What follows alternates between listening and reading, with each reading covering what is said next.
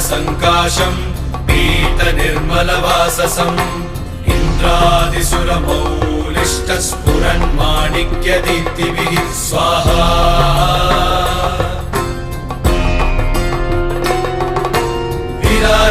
विराजितपदद्वन्द्वम् शङ्खचक्रादिहेतिभिः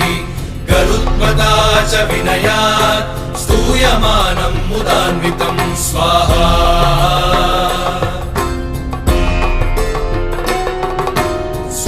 स्वहृत्कमलसंवासम् कृत्वा तु कवचम् पठेत् नृसिंहो मे शिरः पातु लोकरक्षार्थसम्भवः स्वाहा